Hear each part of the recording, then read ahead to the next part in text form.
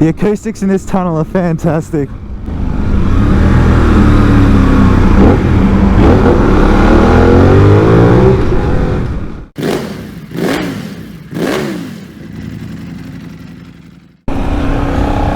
Alright, we're back. It's my first proper ride in like a month for COVID related reasons.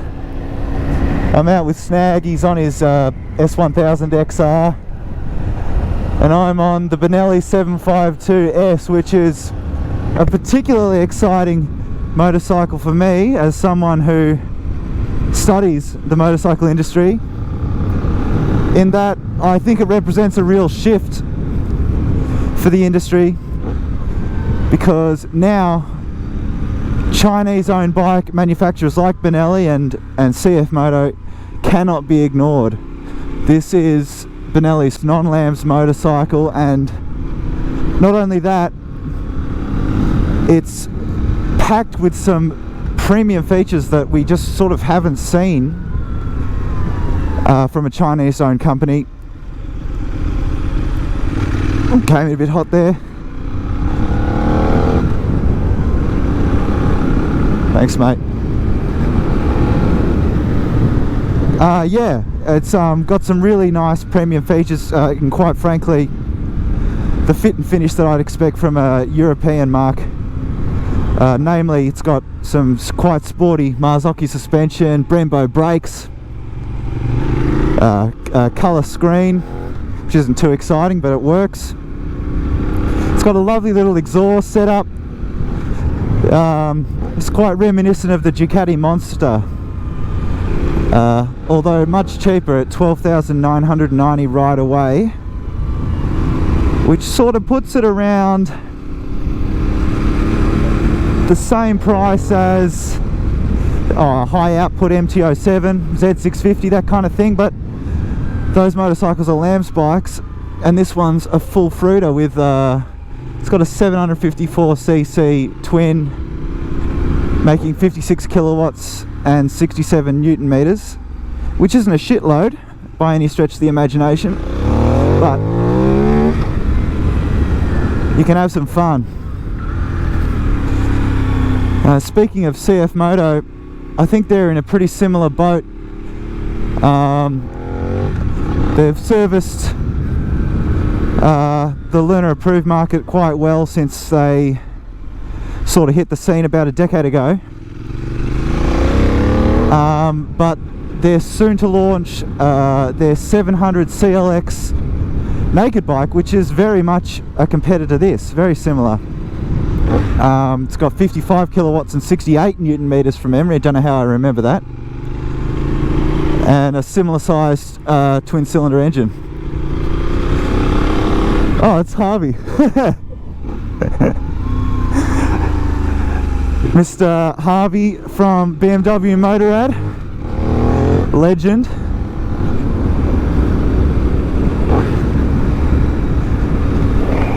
Yeah, so what the hell was I talking about anyway? Motorcycles, probably.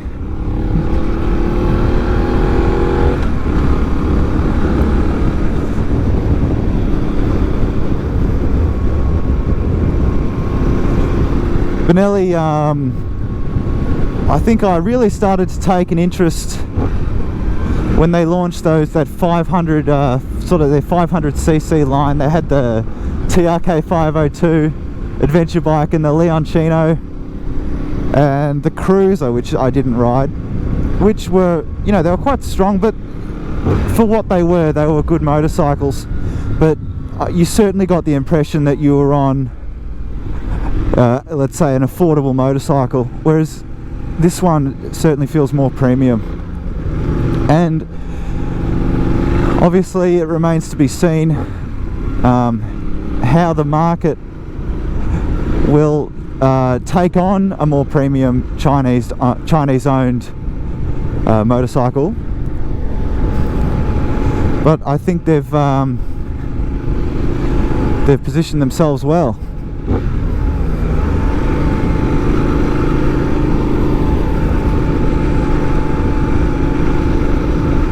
It's got a great exhaust note too.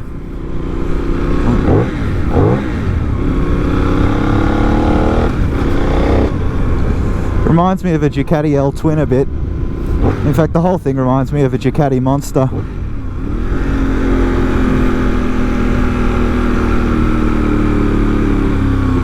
It's like on a Ural.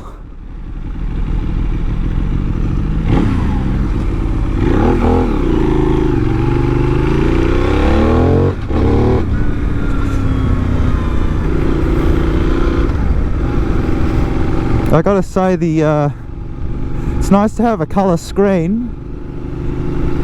Most bikes in this segment, or this price bracket, are still using black and white LCD screens, but it's sort of hard to see in the sun, so I'm wearing sunglasses.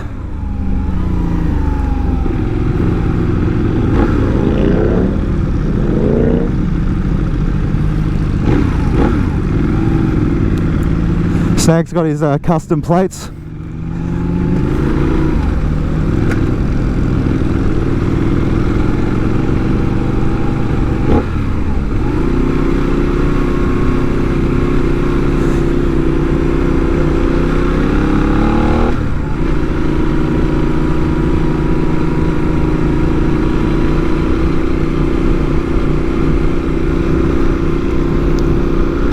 Yeah, so we're back in action a bit now that Victoria's lifted its restrictions completely. We've got a lot of exciting motorcycles booked.